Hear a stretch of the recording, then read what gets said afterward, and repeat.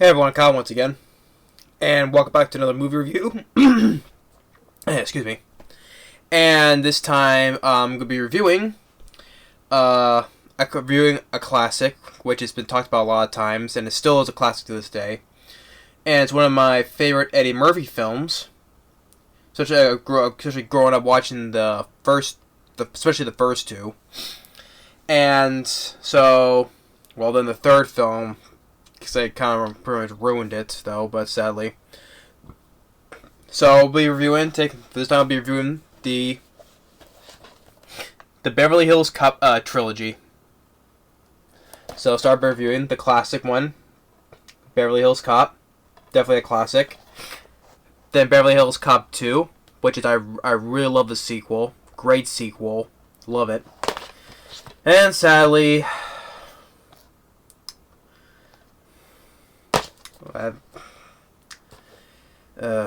sad way to end this. Well, although they're talking about making a fourth one, which would a fourth film work nowadays? I mean, so the last one was back in 1990. I think it was 1990. It was the third film. Probably that Eddie Murphy needs another hit because he hasn't done how long? How many years it's been now since he had a decent hit. But if that film ever gets off the ground, as of this now, it's the trilogy right now. So, let's start reviewing the classic film Beverly Hills Cop. And Eddie Murphy, especially when you look at this is pretty much you could say is his big breakout role. You know, he was great in his first film, 48 Hours, Nick Nolte, and then he did Trading Places with Dan Aykroyd. And that was 83, I think it was. And this came out in 1984. And hey, technically this is also another this is an anniversary review. 84, 2019, 35 years. So you can say, yeah, the 35th anniversary of Beverly Hills Cop. So, yeah. But this came out in 84, like the year after Trading Places. So this is considered his huge big breakout role.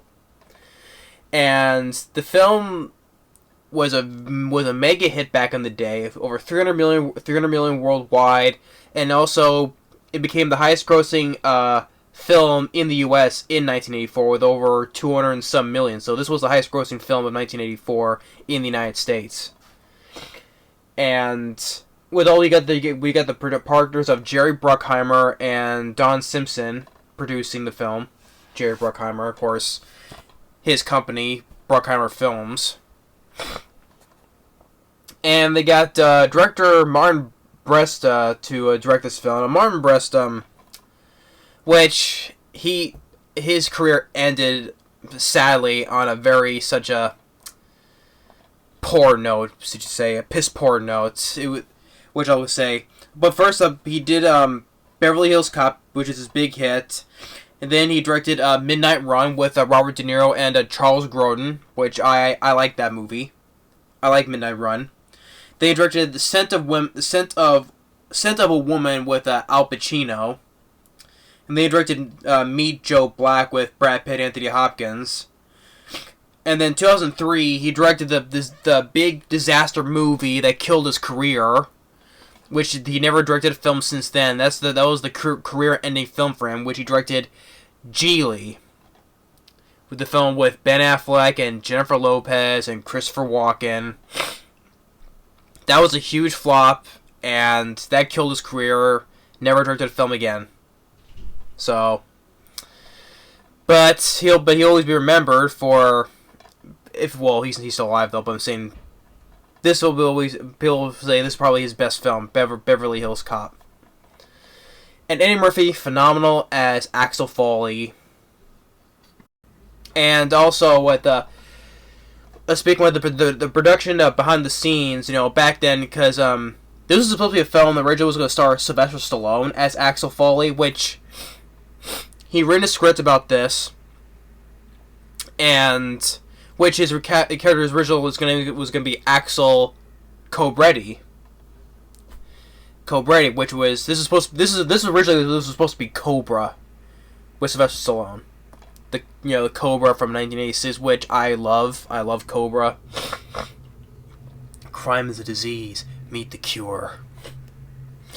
So yeah, this was originally going to be Cobra, and Sylvester Stallone was going to play Axel Foley, which originally Axel Cobretti, and in the script also Michael Tandino, who in this film is the buddy of Eddie Murphy's buddy, who gets capped off, and Jenny Summers, a character played by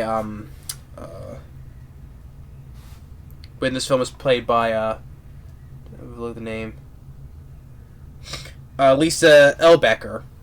In the film, in the original script, she would be the love interest, but in this film, she's an old friend of Eddie Murphy. But I guess 2 weeks before filming, they said I think it was Paramount, because this was made by Paramount.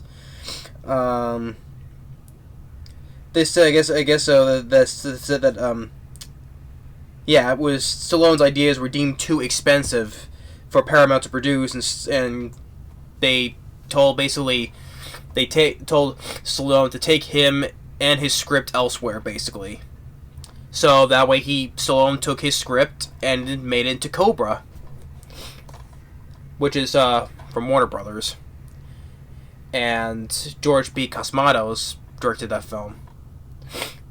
So, which I'm glad because we would have Cobra we have today. So, because I love Cobra.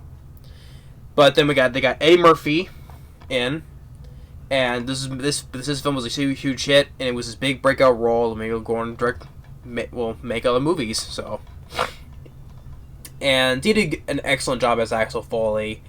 And as a supporting cast, you got Judge Reinhold and John Ashton as the two cops, Rosewood and Taggart. And you got Rodney Cox in there as Bogomil. And for your bad guy, which you've seen the guy, he was the bad guy in Rambo 2. Also starring Sylvester Stallone. Stephen Berkoff, which he did a good job as the bad guy as Victor Maitland, which he was the bad guy in Rambo 2. And you have the guy and Maitland's right hand guy, played by Jonathan Banks. And I mentioned this guy's name before, Jonathan Banks. Sorry, he's been a lot of supporting roles as well.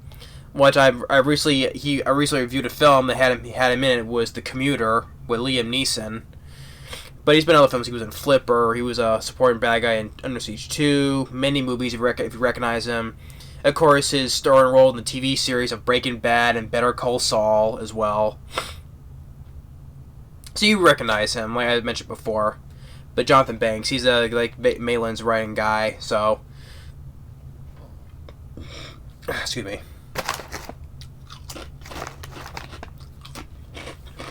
Morning. Fritos. My favorite kind of chip. So, but and the whole story is that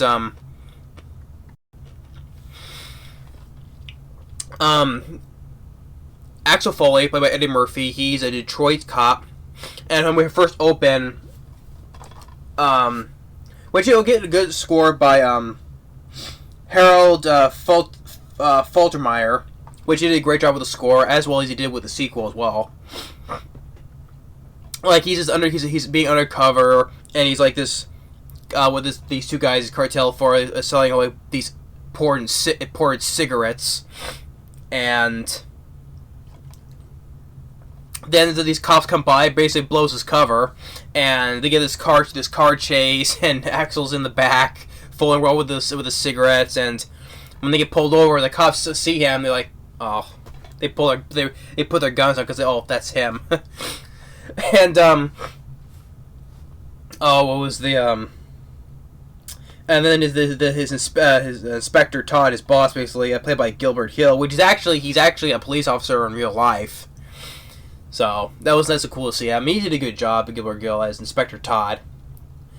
And he tells him, "You're a good cop, though, but you just basically ruin yourself, basically." And also, it was funny with when he says about the trucks, like, "Wasn't that a pound?" that was like down the pound, you know, wasn't that?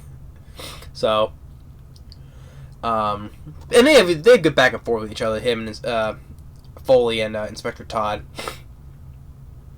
And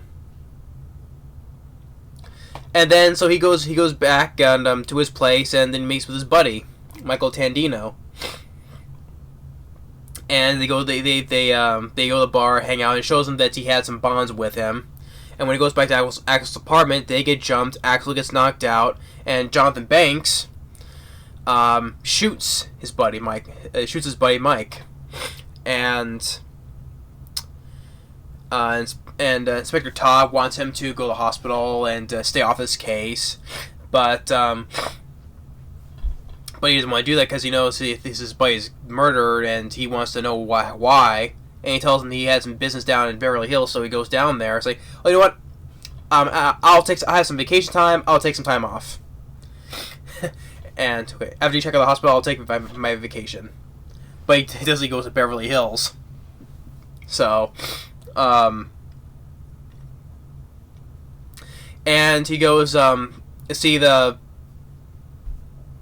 art. Goes because where the guy Mike was working for was a guy named Victor Maitland, who's this big art dealer. So he goes down there, goes to his place, meets with his old friend Jenny, played by Lisa Eilbacher. Tells him that Mike's dead, and he goes to see Victor Maitland, played by Steven Berkoff, and asks him some questions. Basically, he gets thrown out the window. His boys just pick him up and just throw him out the window. And then some police get there, and they arrest him. He's like, you arrest me for being thrown out of the window? And then he has a gun on him. He's like, being for disturbing the peace, having a concealed firearm. He's like, you've been arresting me for... I've been thrown out the window, you're arresting me? He's taken to the police station, where he meets with Judge Reinhold, John Ashton, and Ronny Cox. And he goes back to this. He goes to this hotel where he pretends like he's like, I'm gonna interview for Michael Jackson. And when he leaves, it's funny when he leaves the hotel.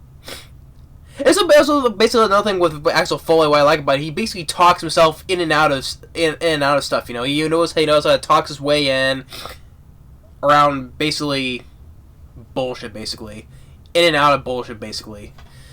And he talks about just getting him a room in this hotel, which is expensive. He's like, oh, I need to interview with Michael Jackson, blah blah blah. And when he leaves the hotel, he's walking outside, and he passes a couple of guys that are dressing up in Michael Jackson outfits, and he's walking by smiling. So then he goes back. So after the whole incident, he goes back to his hotel, and Judge Reinhold and John Ashton are watching him. So he goes and sends out room service, like a late supper dinner to them. And then while they're distracted by the waiter, he goes behind their tailpipe and sticks bananas in them. So they like jam up the car. And he goes to his warehouse, and he sees a couple of guys uncrating some German bonds, which Mike had on him. And takes this place where they pass through customs, so before when they get expected. And once again he talks his way in, like, oh, I'm the customs inspector, and has all these people go through all these procedures and all that, and especially for this one particular box.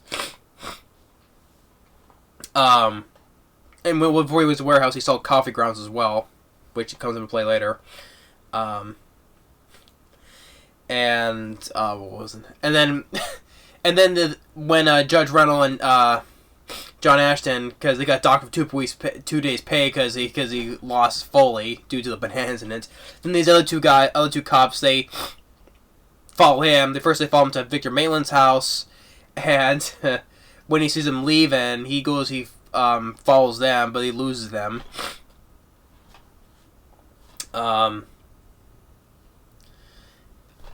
And one thing leads to another, like one instance where he goes to this place where Victor and Jonathan Banks are, Steve Berkoff and Jonathan Banks are at this banquet, and Jonathan Banks gets up in his face, and Eddie Murphy tosses him, which, it's an obvious, you can't miss it. It's like the moment where the character Axel Foley throws that guy across the table. You can clearly see it's clearly a stuntman throwing another guy across the table. Clearly, it's not Eddie Murphy.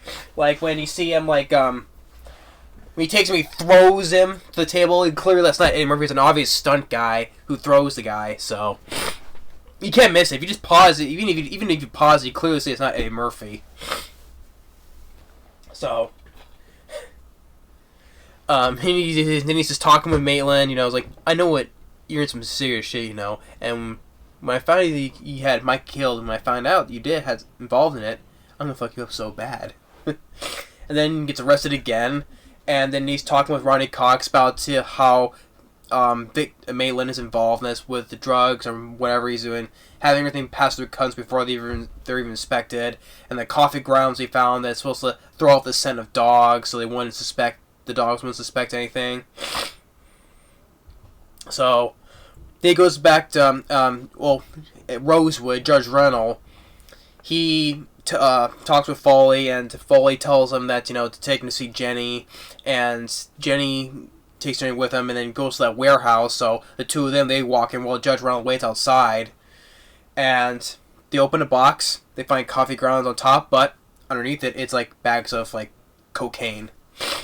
And they get caught, and Jenny, Maitland takes Jenny with him. Pardon me. And then when they leave, Axel, he's getting beaten, but Judge Reinhold comes in. He shoots one guy, and Eddie Murphy beats up a couple ones. So they follow him up to Steve Berkoff's house. And John Ashton gets there. Taggart tells him that Rosewood tells them that everything he said was true. They kidnapped a girl inside, and eventually even risking their jobs, though, they go in anyway, and they get the shootout. And then one part where Judge Reinhold and John Ashton, they try to get up on this wall and try to pick where Judge Reinhold tries to lift John Ashton up. They fall down, and Eddie Murphy, he's watching, he's just sitting there laughing. And then the shoot begins, and then Ronny Cox and they finds out there's a shooting at the place, and then they all get there, and even Judge Reinhold, he's like, when there's two people up there, and Judge Reinhold like gets his badge, and it's like, police, drop your gun, you're under arrest. They start shooting at him, and then John Ashton, as Taggart, is saying, you do that again, I'll shoot you myself. The nose is a little runny.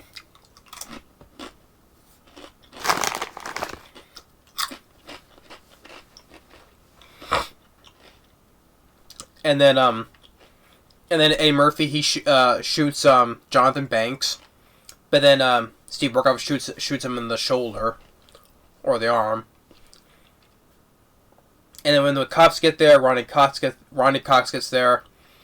Victor Maitland holds Jenny like so, and Ronny Cox shows up, and then him and Eddie Murphy just shoot Steve Berkoff. You know, you get a lot of good blood squibs, just shooting him the hell up all around here. Lots of good blood squibs as well. Miss that. Nowadays we use CGI blood now, which is pretty sad. You just look at these films back in the 90s and the 80s, both, let alone 80s and early 90s, and well, of course 90s still do that though, but I miss the practical blood squibs. Nowadays, a lot of times I see badly done CGI blood. Always want to go the cheap route. Never want to go for the real route, you know.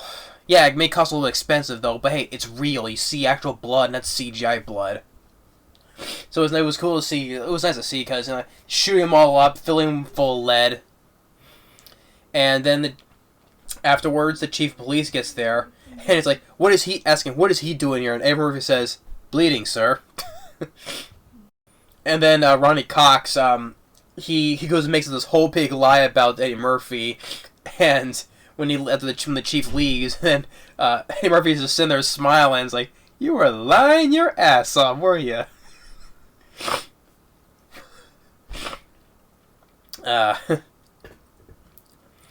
And afterwards at the hotel, Tagger and Rosewood, tell him goodbye, and he tells them, and they tell each other goodbye, and that's basically the end of the movie. So, what more? I haven't got too much into it because what more hasn't said about Beverly Hills Cop before? It's a classic, and it's one of Eddie Murphy's best movies. Some people would say it's a great buddy cop movie with lots of mixture of laughs and a little bit of action. It was basically more laughs than action, though. That's why I can say, like, in Beverly Hills Cop 2, it does have the comedy in it, though, but it has they put more action in here, more than this one did. Just comparing. I mean, this is a classic, though, but this had more comedy, laughs, and then more, this had more action as well. So, well, I said, this had still had comedy, though, but they just put in more action than this film did. So, but it's still a classic. The whole cast does a great job, let alone especially Eddie Murphy, top-notch performance as Axel Foley. Judge Reinhold, John Ashton were great. Steve Berkoff was a good villain. Jonathan Banks too. He always plays a good bad guy. Well, most of the films are. He stars in, well, not in The Commuter. He was a good guy because someone got pushed in the street, got hit by a bus. The score by by Harry Foldermeyer it's a great score, especially the theme.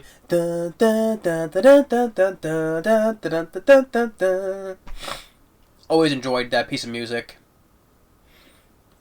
Well, I think he didn't do that. He didn't do the score. I forget what was the name of that piece of that music. His score was good, but it was I think it was. Yeah, I think it was called. Yeah, I think it was called Axel F. Yeah. And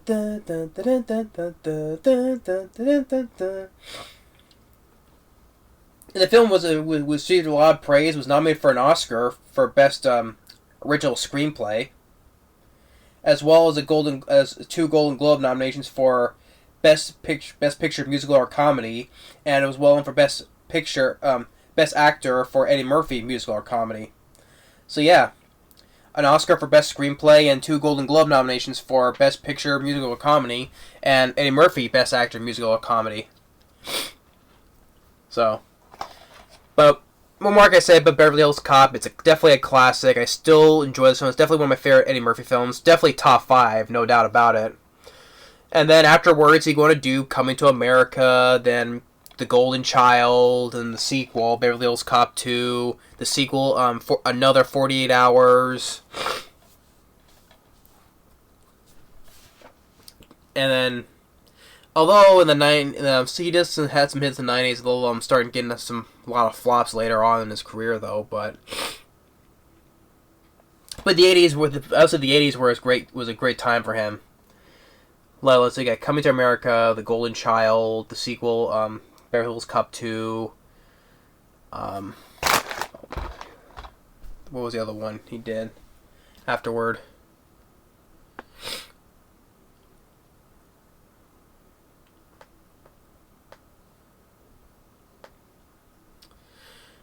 Hold on. Yeah, so I just want to get what else he did in the 80s, so. Yeah, Harlem Nights. We starred and directed the movie. Yeah, The Golden Child, Beverly Hills. Yeah, The Golden Child he did after Beverly Hills Cop. That was 86, and then the sequel, Beverly Hills Cop 2. Then Coming to America. That was 88. Harlem Nights. He starred and directed in 1989. Then another 48 Hours in 1990. Yeah. Then The Distinguished Gentleman. Then 1994 came the letdown sequel, like Beverly Hills Cop 3. Vampire Brooklyn. I didn't like Vampire Brooklyn. The Night Professor, I was never a fan of, honestly. The Night Professor, even though it got a lot of praise as well, even like was an Oscar and Golden Globe nominations as well. But I was never a fan of The Night Professor. Metro, I liked. Of course, Mulan. for his voice role of Mulan as Mushu. I love him. His voice has... Oops. So excited I hit the computer. Yeah, I love his voice as Mushu and Mulan. Mulan! Mulan! Yeah. And of course, voicing as Donkey in Shrek, the Shrek movies. I'm making waffles. Like I said before, since I saw Mulan first, because it was of course before Shrek came along, that's why I prefer his voice as Mushu over Donkey.